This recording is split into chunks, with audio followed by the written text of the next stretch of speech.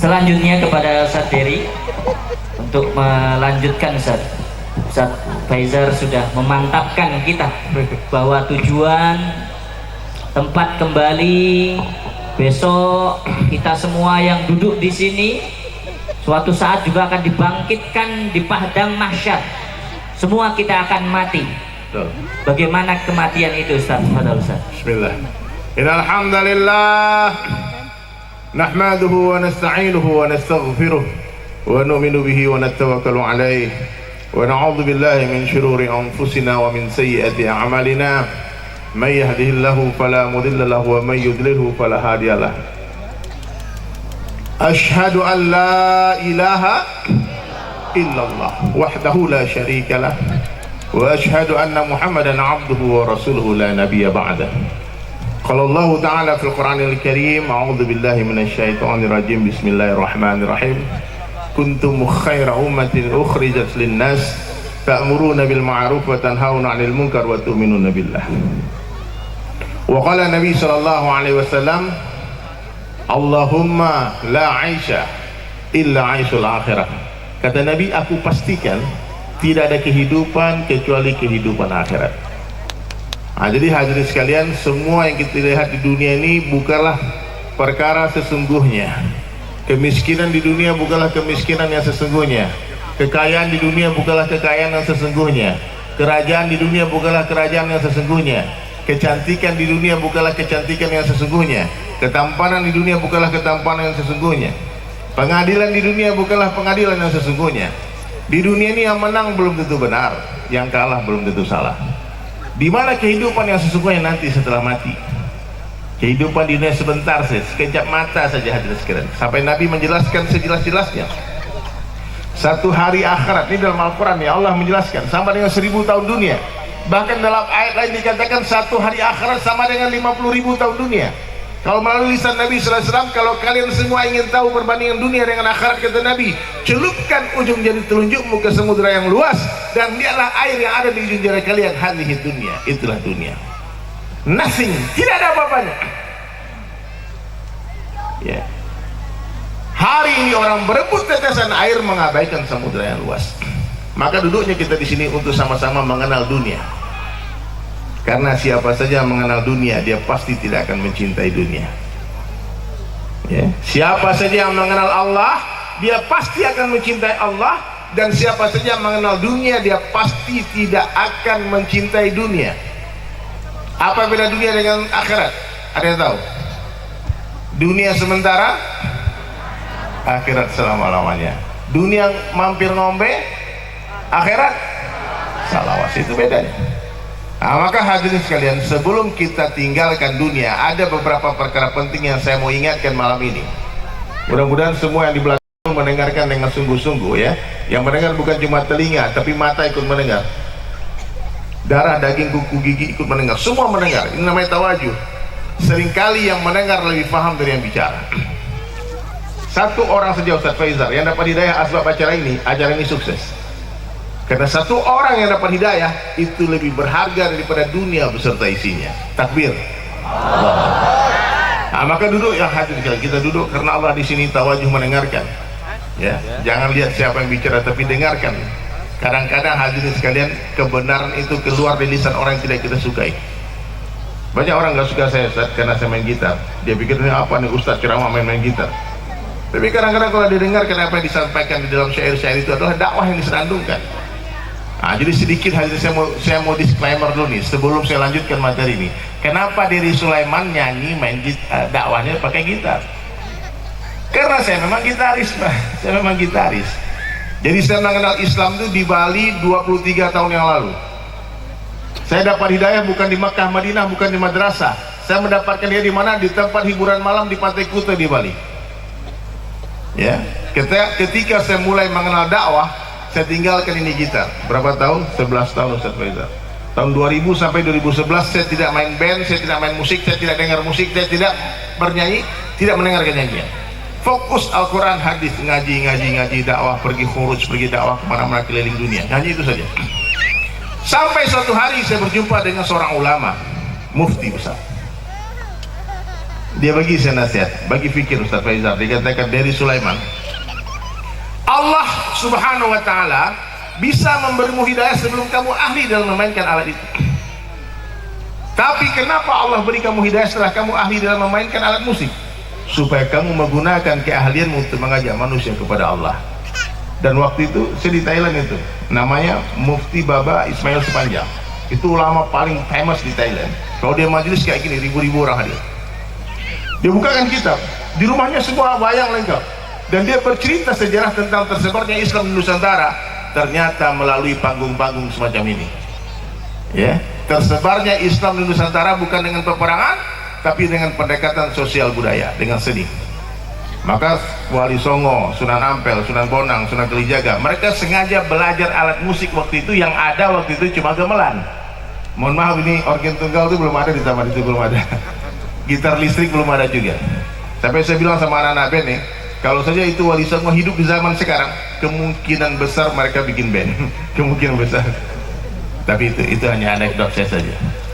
Jadi hadis sekalian. Jadi saya bersenandung untuk siapa? Untuk orang-orang yang belum berminat dengan dakwah secara murni. Tak semua orang yang mau datang ke masjid. Dong ya. Ini kalau acara ini kita buat di masjid, mohon maaf mungkin gak seramai ini. Tapi karena di Tanah Lapang dia dengar nih dari Sulaiman datang nih penyanyi nih. Oh, orang kaya mati, orang miskin mati nih. Oh, kita datang aja nih, minimal kita ikut nyanyi nanti kan. Subhanallah. Maka hadis sekalian saya buatlah syair-syair yang akhirnya syair itu dikenal oleh semua orang. Nah, itu metode dakwah ya. Satu hal yang perlu kalian ingat semua, dengarkan baik-baik ya. Dakwah bukanlah sebuah profesi, tapi apapun profesi kita wajib berdakwah. Paham? Para ulama berdakwah dengan hujahnya, dengan dalil-dalilnya, dengan fatwa-fatwanya. Muazin berdakwah dengan azannya, mujahid berdakwah dengan pedangnya, Ustaz Faizal berdakwah dengan ruqyahnya. Kan dia ahli di sana. Saya tak ahli dalam perkara itu. Betul. Tapi saya pernah kemarin cerita, dapat pengalaman melihat orang kerasukan. Saya bilang, aduh, coba kalau ada Ustaz Faizal sini udah di ruqyah. Cuman waktu itu saya cuma bilang, hai ucapkan la ilaha illallah, la ilaha illallah, keluar deh Ustaz. Kalau direkam tuh ramai juga itu pasien saya itu. Subhanallah. Dan dari Sulaiman berdakwah dengan karya-karyanya. Saya dulu pelukis potret Pak, kemudian setelah dapat hidayah, sekarang tetap jadi pelukis tapi jadi pelukis kaligrafi. Subhanallah. Dan sekarang alhamdulillah Ustaz-Ustaz, abang-abangku semua, tuan guru sekalian yang hadir di sini, Pak Kiai, saya sekarang sedang melukis Al-Quran 30 juz. Sekarang sudah selesai 20 juz, tinggal 10 juz lagi. Sallu ala Nabi. Dan alhamdulillah juga saya dapat penghargaan dari MURI sebagai pelukis kaligrafi tercepat. Saya pikir acara kita indoor tadi Pak. Kalau saya tahu di sini saya buat lukisan untuk dilelang. Nanti kita sumbangkan. Tapi next time insya Allah. Subhanallah. Maka hadirin, dakwah ini adalah pekerjaan yang paling bergengsi dalam pandangan Allah. Sebelum kita mati, yakinkan bahwasanya dakwah adalah kerja seluruh umat Nabi Sallallahu Alaihi Wasallam. Qul hadhihi sabili ad'u ila Allah, kata Allah. Katakanlah Muhammad kepada seluruh umatmu, inilah jalanku, ajak manusia kepada Allah. Luruskan niat datang ke sini karena Allah saja ya, bukan mau lihat Ustaz Faizal dari Sulaiman, bukan. Datang ke sini karena Allah. Ajak manusia kepada Allah. Orang nggak perlu kenal kita, nggak masalah. Yang penting semua harus kenal Allah. Kalian nggak perlu tahu dia dari Sulaiman orang mana ya. Tinggal di mana dia ya. Istrinya berapa ya. Anaknya berapa, nggak perlu tahu. Itu kepo namanya. Kalau tahu pun nggak ada untungnya. Yang perlu jamaah sekalian tahu, siapa yang menghantarkan dari Sulaiman ke sini? Siapa? Siapa yang menjumpakan kita? Yang keras oleh siapa? La ilaha illallah. Hanya Allah yang berkuasa menjumpakan orang yang berpisah dan memisahkan orang yang berjumpa. Hanya Allah yang berkuasa menjauhkan orang yang berdekatan dan mendekatkan orang yang berjauhan. Hanya Allah yang berkuasa menghidupkan orang mati, mematikan orang hidup, mengeluarkan yang hidup dari yang mati, mengeluarkan yang mati dari yang hidup. Hanyalah Allah. Apa saja yang Allah kehendaki terjadi pasti akan terjadi. Apa saja yang Allah kehendaki tidak terjadi, tidak akan terjadi. La ilaha illallah. Sekuat apapun kita menahan, bila Allah katakan pergi, dia pasti akan pergi. Sekuat apapun kita menolak, bila Allah katakan datang, dia pasti akan datang. Maka hadir dalam satu hadis qudsi Allah jelaskan, sekiranya kalian semua mendapatkan aku, kata Allah, niscaya kalian akan dapatkan segala-galanya. Tapi apabila kalian kehilangan aku, kalian akan kehilangan segala-galanya. Tidak masalah kita kehilangan seseorang karena Allah, jangan sampai hilang Allah karena seseorang. Tidak masalah kita kehilangan pekerjaan karena Allah, jangan sampai hilang Allah karena pekerjaan. Hilang pangkat dan jabatan karena Allah, is no problem, jangan sampai hilang Allah karena itu semua.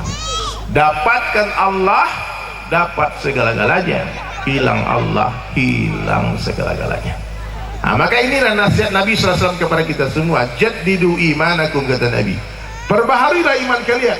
Seorang sahabat bertanya, ya Rasulullah, kaifa nujaddidu imanana, bagaimana cara meningkatkan iman kami ya Rasulullah? Nabi menjawab, aktsiru min qawli la ilaha illallah. Coba semua jamaah ikuti kalimat sederhana ini dengan suara yang keras dan lantang. Ikuti saya. Allah kuasa, makhluk tak kuasa. Coba ulang 3 kali yang keras semuanya. Allah kuasa, makhluk tak kuasa. Allah kuasa, makhluk tak kuasa. Allah kuasa, makhluk tak kuasa.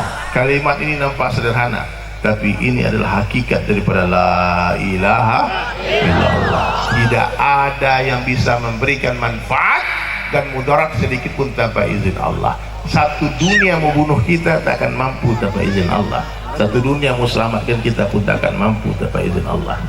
La ilaha illallah. Sebelum mati, pastikan hati bersih dari kesyirikan. Jangan ada kesyirikan sedikit pun. Jangan takut kepada siapapun kecuali kepada Allah. Bapak-bapak ngomong gitu, jangan takut kepada siapapun kecuali kepada Allah. Kata istri, sama aku bang, sama kamu juga. Jangan gitu. Banyak bapak-bapak ini takut sama istrinya, betul? Lagi nongkrong di telepon, yang di mana? Pulang langsung, bang, betul? Katanya jagoan. Cukup yang takut sama istri Fir'aun saja, kita nggak boleh. Ya. Takut sama siapa? Allah. Tidak boleh meminta kepada siapapun kecuali kepada Allah, dan tidak boleh berharap kepada siapapun kecuali kepada Allah. Semakin besar harapan kita kepada makhluk, maka semakin besarlah kekecewaan yang akan menghantam kehidupan kita. Berharap sama suami pasti kecewa, berharap sama istri pasti kecewa, berharap sama anak pasti kecewa, berharap sama orang tua pasti kecewa, berharap sama pemerintah pasti kecewa. Bahkan berharap kepada diri kita sendiri pun kita pasti akan kecewa. Maka semua kita mulai hari ini, yakinlah sempurna hanya Allah satu-satunya yang berkuasa di dunia dan di akhirat. Selain Allah dikuasai. Allah yang menciptakan, selain Allah diciptakan. Allah yang menjumpakan, selain Allah dijumpakan. Allah yang memisahkan, selain Allah dipisahkan. Allah yang menghidupkan, selain Allah dihidupkan. Allah yang mematikan, selain Allah dimatikan. Libatkan Allah dalam setiap perkataan. Dengarkan baik-baik, jamaah sekalian, orang Purbalingga. Dengarkan baik-baik. Setiap bicara apapun libatkan Allah. Kalau memuji anaknya, nggak perlu tanyakan anak siapa ini, cantik banget. Bukan begitu. Katakan ciptaan siapa ini, cantik banget, masya Allah. Paham?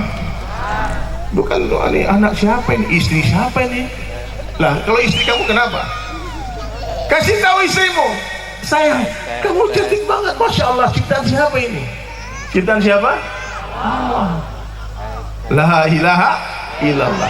Memulai sesuatu dengan bismillah, akhirnya dengan alhamdulillah. Itu orang beriman itu mudah dikenali dari cara mereka berbicara. Setiap memuji pasti yang katakan masya Allah. Lihat perkara menakjubkan, subhanallah. Hilang barang, hilang seseorang, apa? Innalillahi wa inna ilaihi raji'un. Jadi kalau mengenali orang itu beriman atau tidak, mudah saja Bapak Ibu sekalian. Suruh dia bicara 5 menit, maka kita tahu itu orang beriman atau tidak. Dari mana kita tahu? Dari cara dia berbicara. Orang-orang yang tidak mengenal Allah, dia tak pandai menyebut nama Allah. Hah? Tuhan katanya apa?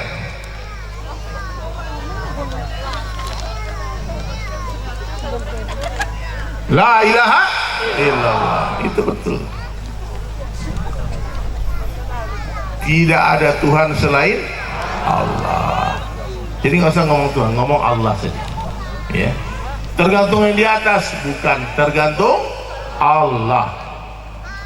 Udah dari sononya, bukan dari sononya, tapi dari mana? Dari Allah. Susah banget nyebut nama Allah.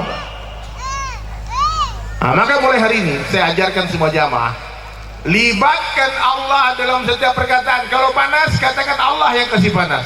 Kalau dingin, katakan Allah yang kasih dingin. Paham? Kalau duduk, katakan Allah yang dudukkan kita. Kalau berjalan, katakan Allah yang perjalankan kita. Kalau hidup, katakan apa? Allah yang hidupkan kita. Saya mau tanya, kita duduk atau tidak? Kita duduk atau tidak? Tidak. Kita didudukkan oleh Allah. Kita tidak duduk, namun didudukkan oleh Allah. Kita tidak ada, namun diadakan oleh Allah. Dunia ini tidak ada, dunia ini pun diadakan oleh Allah. Bahkan surga dan neraka tidak ada, surga dan neraka pun diadakan oleh Allah. Allah subhanahu wa ta'ala itu ada sebelum seluruh makhluknya ada, dan Allah subhanahu wa ta'ala akan tetap ada setelah seluruh makhluknya sudah tidak ada. Seandainya seluruh makhluk sepakat mengatakan Allah tidak ada, Allah akan tetap ada, hadirin. Kenapa demikian? Karena Allah itu sudah ada sebelum kata-kata ada itu ada, dan Allah Ta'ala akan tetap ada setelah kata-kata ada itu sudah tidak ada lagi. La mawjud illallah, la ilaha illallah. Nah, ini yang penting, mudah-mudahan paham ya, sehingga kita bisa mati dengan mengucapkan la ilaha illallah. Jadi hadirin sekalian, kalau kita ingin mati dengan sebuah kalimat, banyak-banyak ucapkan kalimat itu. Saya punya guru mendawamkan la ilaha illallah itu 20.000 kali setiap hari. La ilaha illallah, setiap hari la ilaha illallah, supaya mati dengan la ilaha illallah. Dan siapa yang mati dengan kalimat itu, dakhalal jannah, pasti masuk surga. Kalau ingin mati dengan sebuah pakaian, sering-sering memakai baju itu. Kalau ingin mati di satu tempat, sering-seringlah bermain ke tempat itu dan berlama-lama di sana. Dan kalau kita ingin mati dengan sebuah cara, buatlah cara itu sebanyak-banyaknya. Bagaimana hidupmu, begitulah matimu. Maka hadirin sekalian, come back to sunnah Nabi sallallahu alaihi wasallam. Kembalilah kepada sunnah. Jangan remehkan sunnah, jangan hinakan sunnah.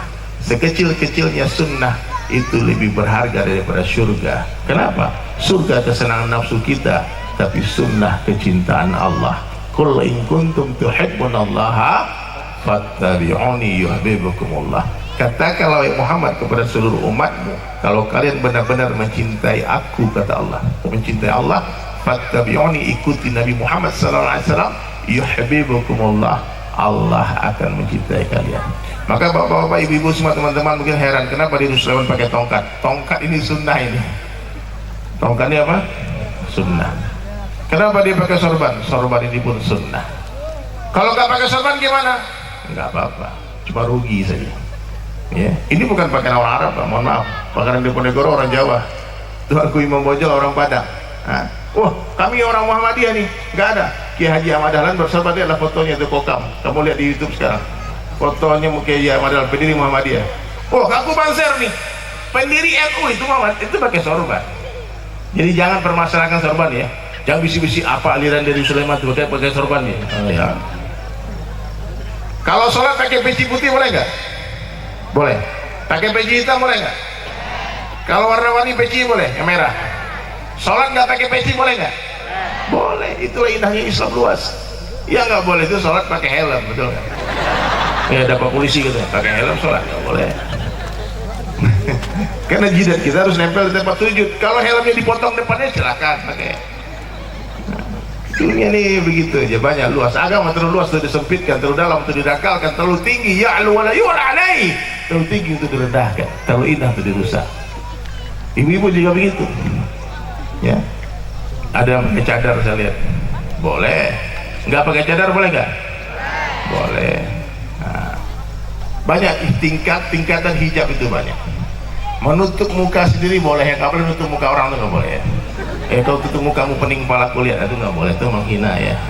Orang muka dia yang ditutup, ngapain kamu yang ribut? Betul nggak Pak? Nah itulah Islam indah. Nah, maka hadirin sekalian, ada satu lagu bagi para pecinta Nabi Muhammad SAW. Saya akan nyanyikan lagu Ya Rasulullah. Kita mau salawat sama-sama ya. Siap? Pinjam lagi dong gitarnya. Masya Allah. Bintang-bintang bisa turun lagi nggak? Allahumma sholli ala Muhammad, sallu ala Nabi. Kita selawat semua ya. Ingat, satu selawat 10 rahmat bercurah-curah. Kalau ada 10.000 orang yang hadir nih, maka akan ada, kalau satu orang satu kali selawat, 100.000 rahmat bercurah-curah. Kalau satu orang 10 kali, 1 juta rahmat bercurah-curah. Subhanallah. Siapa polisi ya? Pak tentara, masya Allah. Mari kita. Tes. Ini lagu ini hadirin pernah saya nyanyikan di majelisnya Syahid Ahmad bin Muhammad Alawi di Makkah Al-Mukarramah. Kemudian beliau menangis, dan waktu itu Syekh Ahmad katakan, Ustaz Faizal, dari Sulaiman, teruslah kamu bersenandung, ajak manusia kepada Allah, ya. Begitu banyak umat Nabi yang tak mau datang kepada kami, maksud kepada ulama, mendengarkan nasihat kami, namun insya Allah mereka akan mendengar nasihat kamu.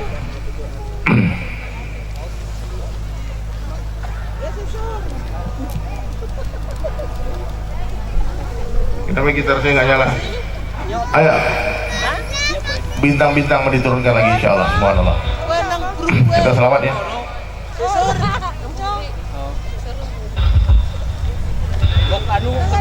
Masya Allah. Subhanallah, sallu ala Nabi. Subhanallah, sallu ala Nabi.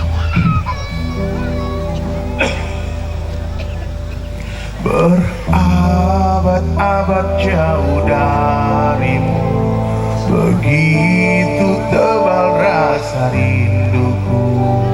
Semoga kelak ku bisa bertemu denganmu ya Rasulullah. Rasa bangga menjadi umatmu, teruskan semua dakwah-dakwahmu, selawat dan beserta salamku untukmu ya Rasulullah.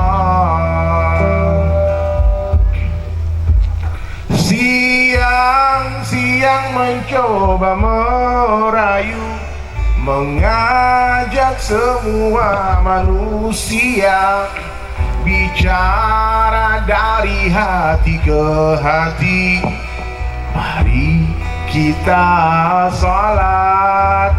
Malam-malam ku menangis lagi, sibuk kepada aib sendiri. Semoga Allah pertemukan nanti denganmu ya Rasulullah. Semuanya salawat ya. Ya Rasul, salam salam alaika. Ya Nabi, salam salam alaika. Ya Rasul, salam alaika. Ya Nabi, salam alaika.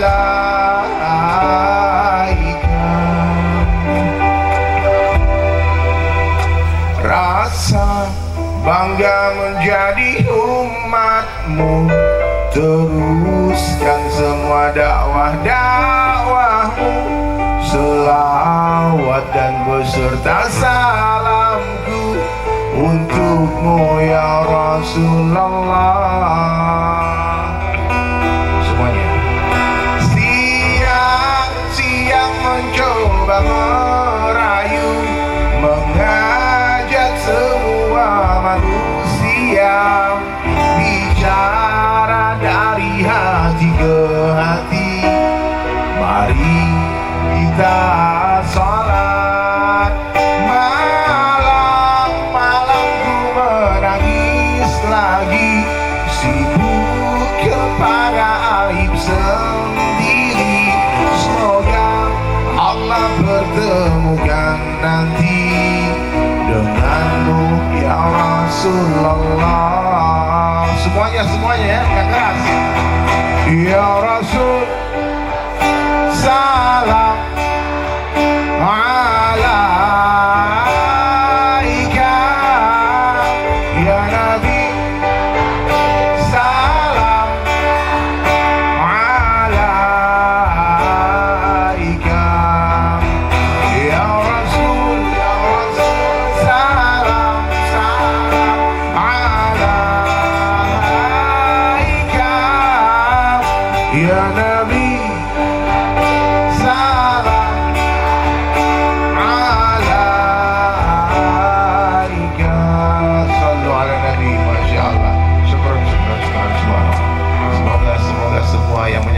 lampunya, Allah terang hidup kalian. Yang tak menyalakan juga terang hidupnya, Masya Allah. Baik, hadirin sekalian, Ustaz Faizal dan guru-guru sekalian, abang-abangku, mas-masku, Pak Walyadi, Pak Teddy, sebetulnya banyak yang saya mau sampaikan. Cuman hadirin sekalian, kita sampai jam berapa nih, Pak? Sampai subuh. Ada beberapa penting, nih tolong ingat, ada beberapa perkara penting yang harus kita ingat. Yang pertama, kita harus jadi orang baik dan jangan pernah lelah jadi orang baik. Ada beberapa ciri-ciri orang baik dalam pandangan Allah Subhanahu wa taala. Yang pertama, hatinya terbebas dari kesyirikan. Ingat ya. Apa yang pertama? Hatinya terbebas dari kesyirikan. Yang kedua, kehidupannya dihiasi oleh sunnah baginda Rasulullah sallallahu alaihi wasallam. Yang ketiga, sholatnya khusyuk wal khudu. Orang baik itu laki-laki sholatnya di mana? Di masjid berjamaah, di tempat azan dikumandangkan. Subhanallah. Ya. Orang beriman itu hadirin mulia yang betul-betul imannya dengar nama Allah, Allahu Akbar, wajilat qulubuhum, bergetar hatinya. Tak mungkin orang mukmin dengar azan tak terkesan. Ya. Bagaimana kalau sholat di rumah, Ustadz? Coba tanya sama Ustadz Faizal, bagaimana hukumnya sholat di rumah? Hah? Kalau masalah hukum mungkin boleh-boleh saja, tapi rugi. Bahkan Nabi SAW pernah mengancam, kata Nabi, sungguh aku ingin kumpulkan pemuda-pemuda dan aku perintah mereka mengumpulkan kayu bakar untukku, kata Nabi, dan aku akan mendatangi laki-laki yang sholat fardu di rumah-rumah mereka dan aku akan bakar rumah mereka. Aku dengar hadis itu 23 tahun lalu, masih metal Ustaz, rambut saya masih gondrong. Saya dulu di majelis ta'lim, tiba-tiba ustadznya baca hadis itu. Waktu itu langsung spontanitas tangan saya diangkat ke atas, berdoa sama Allah, sumpah, ya Allah, aku bersumpah dengan namamu, wallahi, demi Allah, aku tidak akan tinggalkan 5 waktu di masjid dengan sengaja sampai aku mati. Berani nggak sumpah kayak gitu? Coba ikuti, bismillahirrahmanirrahim. Nah, dalam hati masing-masing ya, karena kalau udah terucap bahaya Pak. Jadi hadis sekalian, satu langkah ke masjid mengangkat 1 derajat, 1 langkah menggugurkan 1 dosa. Ibu-ibu di mana sholatnya? Boleh di masjid, tapi lebih baik di mana? Tapi ini bapak-bapak nggak boleh. Bahkan kata Abu Hurairah radhiyallahu anhu, siapa saja yang mendengar panggilan azan dikumandangkan dan dia tidak memenuhi panggilan itu, lebih baik dituangkan timah mendidih ke telinganya. Main-main. Banyak ancaman meninggalkan sholat berjamaah, tapi fadilahnya ada. Kalau kita sholat sendiri dapat 1 juta, sholat berjamaah ke masjid dapat 27 juta. Pilih mana? Aku 1 juta aja lah bang, aku nggak terlalu cinta dunia bang. Bodoh ente. Aku nih zuhud. Untuk urusan dunia jangan yang beda 27 kali lipat. Padahal hadis itu tanya sama Ustaz Faizal, 27 derajat bukan 27 kali lipat. Rusak kalkulator kita ngitung. Jadi yang boleh sholat di rumah itu jalan sendirian itu adalah orang uzur dan orang bodoh, tidak tahu mana yang besar mana yang kecil. Nah, mudah-mudahan setelah majelis ini masjid-masjid di Purbalingga semua ramai, amin. Sholat subuhnya seperti sholat Jumat, amin. Bahkan Nabi janjikan ra'atul fajri khairan minad dunya wa ma fiha. 2 rakaat sholat sunnah sebelum sholat subuh itu lebih baik daripada dunia beserta isinya. Lebih baik daripada dunia beserta isinya. Ibu-ibu kehilangan tas beserta isinya nangis dong. Kenapa kehilangan dunia beserta isi kita tak menangis? Bahkan siapa yang sholat subuh di masjid, lalu dia i'tikaf sampai terbitnya matahari dan dia sholat 2 rakaat, sholat isyraq, pahalanya seperti haji dan umrah yang sempurna. Kenapa kita tidak yakin dengan sabda Nabi? Nabi yang berjanji kita tak mau. Mulai hari ini taubat masal insyaallah ya. Kalau ingin memperbaiki hidup, perbaiki sholat. Orang yang memperbaiki sholatnya tanpa sadar dia sedang memperbaiki kehidupannya. Orang yang memperbaiki sholatnya tanpa sadar sedang memperbaiki kehidupannya. Nah, bapak-bapak nih, saya lihat wajahnya insya Allah sholat di masjid cuma insya Allah ya. Biasanya tablik akbar itu rame sampai ribu-ribu orang, 10.000 orang hadir. Pas subuh-subuh dilihat di masjid tinggal 10 orang aja Pak. Itu di tempat lain, betul nggak? Kalau di Purbalingga nggak ada bedanya. Astagfirullahaladzim, gimana nih Pak Polisi? Kalau bisa Pak Polisi yang nggak sholat di masjid tangkapin semua Pak Polisi. Karena bahaya orang-orang yang melalaikan sholat, bahaya Pak. Tapi kita nggak usah mau ngancam-ngancam dah. Kita beri fadilah saja. 5 janji Allah kepada orang jaga sholat 5 waktu. Yang pertama, di dunia Allah berkahi rezekinya, berkah pada rezeki seperti manis pada gula. Yang kedua, dibebaskan dari siksa kubur. Yang ketiga, menerima catatan amal dari sebelah kanan. Yang keempat, melintasi sirat secepat kilat. Yang kelima, masuk surga tanpa hisab. Amin. Nah, jadi sholat 5 waktu dijaga di mana? Di tempat azan dikumandangkan. Insya Allah semua bercahaya wajahnya nanti, insya Allah. Amin. Jaga wudhu, batal wudhu lagi. Banyak fadilah sholat. Siapa yang sholat selama 40 hari? Berapa hari? 40 hari tanpa tertinggal takbiratul ula bersama imam. Maknanya imam takbir kita di belakang tidak masbuk satu waktu pun. Subuh, zuhur, asar, maghrib, isya takbir bersama imam selama 40 hari. Kata Nabi, bara'atu minan nar wa bara'atu minan nifaq. Dijauhkan dari api neraka jahanam, dijauhkan dari sifat munafik. Ajib ya Allah. Maka mulai hari ini niat sebelum mati, usahakan pernah 40 hari sholat 5 waktu di masjid. Saya untuk mengamalkan hadis ini, saya ikut teman-teman jamaah tabligh. 40 hari matikan handphone di dalam masjid, gak keluar masjid. 40 hari tunggu. Kadang-kadang itu batal juga, gagal juga, gak mudah. Sudah dihitung hari pertama, oke. Kedua, pas hari ke-40 mencret. Azan, lari ke toilet, masuk masjid, ke imam dah takbir. Kata imam, kata guru saya, ulang hitung dari awal. Karena hadisnya 40 hari berturut-turut. Mudah-mudahan sampai mati, sebelum kita mati pernah ngamalin hadis ini 1 kali. Amin. Kemudian sekalian, penting ilmu kita buat. Ilmu seperti air, kata Imam Syafi'i, hanya mengalir ke tempat yang lebih rendah saja. Maknanya orang tinggi hati tak akan bertambah ilmunya. Orang tinggi hati tak akan bertambah ilmunya. Selalulah merasa bodoh, merasa tidak tahu, humble. Ya. Kalau ilmu sudah diiringi dengan zikrullah, ilmu ma'azikir, maka hadis mulai datang sifat tawadu. Tahu tawadu? Rendah hati. Siapa orang yang tawadu? Kata ulama, orang yang keluar dari rumahnya dan dia menganggap semua orang yang dia jumpai lebih baik dari dia. Kalau ketemu orang tua, orang-orang lebih tua lebih baik dari saya. Kenapa? Mereka lebih duluan beramal soleh dari saya, pasti pahala mereka lebih banyak daripada pahala saya. Ketemu adik-adik ini, katakan adik-adik lebih baik dari saya. Kenapa? Saya lebih duluan bermaksiat daripada mereka, pasti dosa saya lebih banyak daripada dosa mereka. Ketemu orang tua lebih baik. Kenapa? Hari lahir bapak itu lebih dekat dengan hari lahirnya Rasulullah ketimbang saya. Maka saya wajib memuliakan orang tua karena kedekatan mereka dengan baginda Rasulullah Sallallahu Alaihi Wasallam. Katakan setiap hari, coba ikuti semua. Orang Purbalingga ikuti semua. Sebaik-baik saya, lebih baik orang lain. Seburuk-buruk orang lain, lebih buruk saya. Coba ulangi.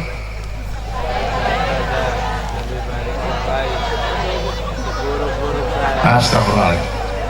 Seburuk-buruk saya, lebih buruk orang lain. Gak mau ngalah dia Pak Ustaz. Gimana Ustaz? Ulang lagi, jangan nanti pulang-pulang salah ilmu nih. Kebalik lagi ya. Sebaik-baik saya, lebih baik orang lain. Seburuk-buruk orang lain, lebih buruk saya. Buat status, kau jadikan status ya. Jangan lupa mention dari Sulaiman. Kalian udah follow TikTok saya belum? Udah? Follow sekarang. Nanti kalau aku live, tap layar ya. Jangan lupa dikirim bunga-bunga singa-singa sekali ya. Saya di TikTok, Ustaz Faizal, 1 tahun main TikTok, 37 orang masuk Islam di TikTok. Takbir. Dai main TikTok, niatnya dakwah di TikTok. Kalian main TikTok niatnya jadi cewek kan? Astagfirullahaladzim. Luruskan niat semua ya. Jadi hasil sekalian, ulangi lagi sekali lagi, sebaik-baik saya, lebih baik orang lain. Seburuk-buruk orang lain, lebih buruk saya. Masya Allah. Letakkan diri di bawah rumput, jangan sombong, karena orang sombong diharapkan mencium bau surga. Kemudian hadirin sekalian, yang paling penting tasihun niyah, luruskan niat sebelum beramal. Sedang beramal, setelah beramal banyak-banyaklah istighfar. Orang ikhlas dipuji tak senang hati, dibuli tak sakit hati. Tuh. Nah, orang ikhlas itu tak peduli dengan omongan orang. Tangan kita cuma dua, mulut orang miliaran banyaknya. Tak mungkin kita menutup mulut semua orang. Tutup saja telinga dan teruslah berjalan sampai berjumpa dengan Allah. Amin. Kemudian hadirin sekalian, dan yang terakhir dari saya, orang baik dalam pandang Allah, dia sibukkan dirinya dalam dakwah dan tabligh. Semua yang kalian dengar ini amalkan, kemudian sampaikan kemana? Ke seluruh dunia. Insya Allah siap ya.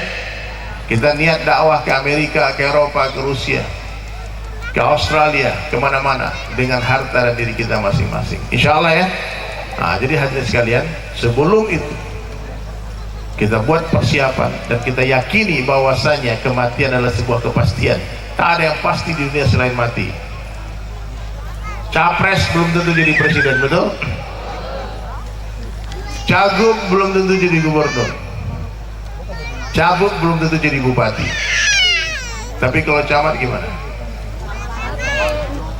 Calon mati pasti mati. Orang kaya, orang miskin, raja-raja, rakyat biasa.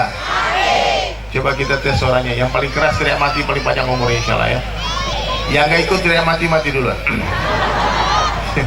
Di sini nggak ada yang nyalain lampu tadi ya. Saya lihat, awas ya, yang sini nggak ada yang nyalain lampu nih.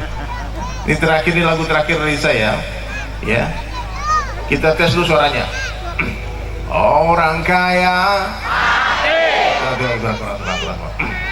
Yang di belakang itu, yang di belakang ya.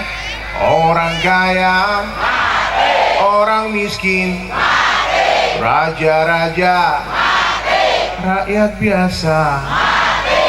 Yang di belakang, yang di samping, yang di tengah, yang ceramah. Kenapa yang ceramah keras mati ya? Baik, sebelum kita berdoa, saya minta semuanya boleh berdiri. Mungkin kalian ada kesemutan, semua berdiri. Yang berdiri di sini nyalakan lampunya semua. Boleh berdiri, kita semua senandung ya. Subhanallah, subhanallah. Berdiri, nyalakan merahnya semua. Yang di atas panggung boleh ada berdiri juga. Bismillah. Ustaz Faizar, insya Allah minta maaf Ustaz Faizar, aku nyanyi terus nih. Bismillah. Ayo, ayo. Yang belum nyalakan handphone, nyalakan handphonenya, nyalakan flashlight ya, flashlight nyalakan. Ini masuk TV loh, kalian nanti wajah kalian lihat.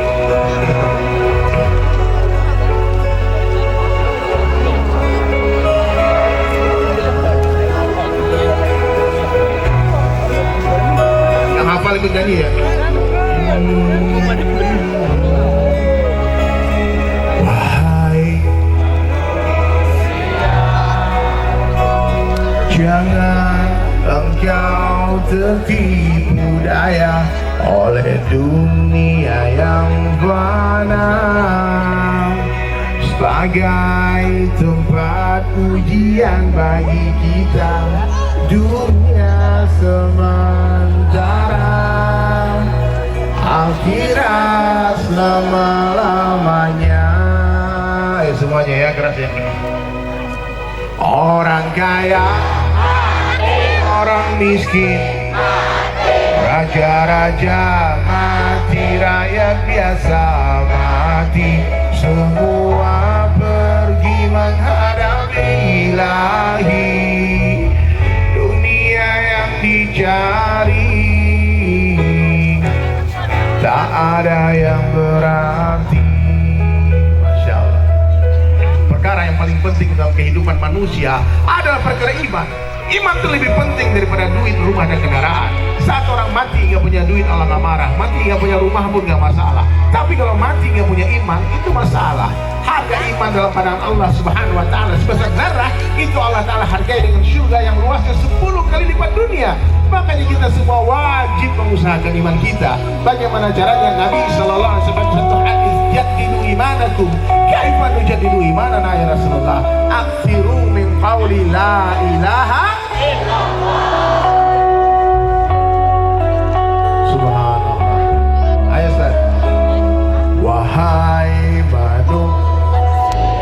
Ayo keras suaranya. Jangan engkau tertipu daya oleh dunia yang fana sebagai tempat ujian bagi kita. Dunia mampir ngombe, akhirat. Subhanallah. Semuanya yang keras suaranya. Orang kaya, orang miskin, raja-raja, rakyat biasa. Orang kaya, orang miskin, raja-raja, rakyat biasa. Orang kaya, orang miskin, raja-raja, rakyat biasa. Pak Presiden, Pak Gubernur, Bupati, Pak Camat, orang cantik, orang jelek, orang gendut, orang kurus. Dunia sementara, hadirin sekalian, jangan terkesan oleh dunia.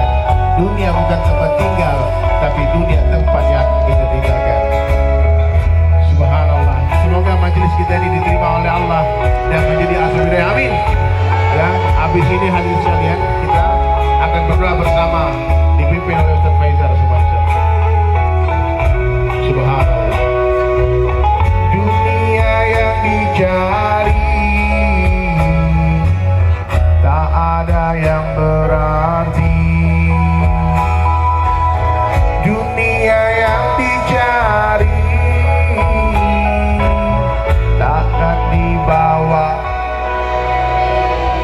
Dunia mampir ngombe. Sallu ala Nabi.